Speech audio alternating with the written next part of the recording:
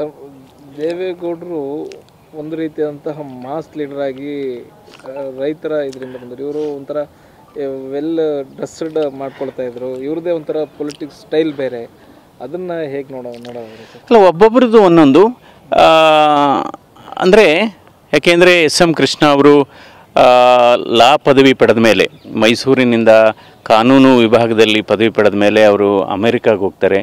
ಅಮೇರಿಕಾದಲ್ಲಿ George ವಾಷಿಂಗ್ಟನ್ನಲ್ಲಿ ಮತ್ತು Texas ಡೆಲಾಸ್ ಅಲ್ಲಿ ಉನ್ನತ ಪದವಿಯನ್ನು ಪಡೆದು, ಅಂದರೆ ಆಯಿತು ಅವ್ರದ್ದು ಡ್ರೆಸ್ ಕೋಡ್ ಆಗ್ಬೋದು. ಅಂದರೆ ಅದು ಒಂಥರ ಒಂದು ವೈವಿಧ್ಯಮಯ ಅಂತಲೇ ಹೇಳಬೇಕಾಗುತ್ತೆ. ಡ್ರೆಸ್ ಕೋಡ್ ಕೂಡ ಬೇಕು, ಡ್ರೆಸ್ ಕೋಡ್ ಕೂಡ ಬೇಕಾಗುತ್ತೆ. ಆದರೂ ಕೂಡ ಅವರು ಸಾಮಾನ್ಯ ಜನರ ಬಗ್ಗೆನೇ, ಹಳ್ಳಿ ಜನರ ಬಗ್ಗೆನೇ ಹೆಚ್ಚು ಕಾಳಜಿ ಇತ್ತು. ಯಾಕೆಂದರೆ ಯಾರು ಬೇಕಾದರೂ ಹೋಗ್ಬೇಕಾಗ್ಬೋದಿತ್ತು. ಅವರು ಎಲ್ಲರಿಗೂ ಸ್ಪಂದಿಸ್ತಾ ಇದ್ದರು. ಅಂದರೆ ಹಳ್ಳಿಯ ಸ್ಪರ್ಶವನ್ನು ಟಚ್ ಬಿಟ್ಟಿರಲಿಲ್ಲ ಅವರು. ಸೊ ಹೀಗಾಗಿ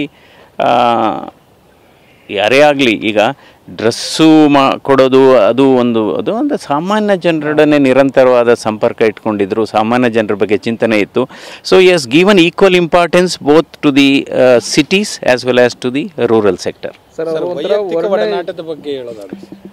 ಇನ್ಫ್ಯಾಕ್ಟ್ ನಾನು ಈ ಚುನಾವಣೆಗೆ ಸ್ಪರ್ಧೆ ಮಾಡೋದಕ್ಕೆ ಮೊದಲು ನಾನು ಒಂದು ನಾಮಿನೇಷನ್ ಹಾಕೋದಕ್ಕೆ ಒಂದು 15 ದಿವಸ ಮೊದಲು ಭೇಟಿ ಮಾಡಿದ್ದೆ. ತುಂಬ ಆತ್ಮೀಯವಾಗಿ ನಮ್ಮನ್ನು ಬರಮಾಡಿಕೊಂಡ್ರು, ಮಾತನ್ನು ಹೇಳಿದರು. ಭಾಳ ಒಂಥರ ಅವ್ರನ್ನ ನಾನು ಕನ್ನಡ ಚಿತ್ರಕಲಾ ಪರಿಷತ್ತು ನಾನು ಕೂಡ ಸದಸ್ಯನಾಗಿದ್ದೇನೆ. ಆ ಸಂದರ್ಭದಲ್ಲಿ ಭೇಟಿ ಮಾಡಿದಾಗಲೂ ಅಷ್ಟೇ ತುಂಬ ಆತ್ಮೀಯತೆಯಿಂದ ಮಾತಾಡ್ತಾಯಿದ್ರು. ನಂತರ ಬಹುಶಃ ಈಗೊಂದು ಚುನಾವಣೆಗೆ 1 ತಿಂಗಳು ಮೊದಲು ಅವರಿಗೆ ಮೈಸೂರು ವಿಶ್ವವಿದ್ಯಾಲಯದಲ್ಲಿ ಗೌರವ ಡಾಕ್ಟರೇಟ್ ಕೊಡಲಾಯಿತು. ಆ ಸಂದರ್ಭದಲ್ಲಿ, ಆ ಘಟಿಕೋತ್ಸವದಲ್ಲಿ ನಾನು ಘಟಿಕೋತ್ಸವದ ಭಾಷಣ ಮಾಡಿದೆ.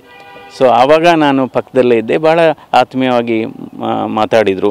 ಡಾಕ್ಟರ್ ಮಂಜುನಾಥ್ ಅವರೇ ಹೇಗಿದ್ದೀರಾ, ನಂತರ ಆಸ್ಪತ್ರೆ ಬಗ್ಗೆ ವಿಚಾರಣೆ ಮಾಡಿದರು. ನಮ್ಮ ಬಗ್ಗೆ ನಿಮ್ಮ ಕಾರ್ಯವೈಖರಿ ನನಗೆ ತುಂಬ ಇಷ್ಟ ಆಗಿದೆ, ನಿಮ್ಮಂಥ ವೈದ್ಯರುಗಳು ನಮ್ಮ ದೇಶಕ್ಕೆ ಬೇಕು ಅನ್ನುವ ಮಾತನ್ನು ಕೂಡ ಅವರು ಮಾತಾಡಿದರು. ಸೊ ಅದು ಕೂಡ ಬಹಳ ಮುಖ್ಯವಾದದ್ದು. ಯಾವುದೇ ಒಬ್ಬ ವ್ಯಕ್ತಿ ಒಳ್ಳೆ ಕೆಲಸ ಮಾಡುವಾಗ ಆತನ ಬಗ್ಗೆ ಬಹಿರಂಗವಾಗಿ ಮೆಚ್ಚುಗೆ ವ್ಯಕ್ತಪಡಿಸುವಂಥದ್ದು ಅವ್ರ ದೊಡ್ಡ ಗುಣ ಅಂತ ನಾನು ಹೇಳಬೇಕಾಗುತ್ತೆ.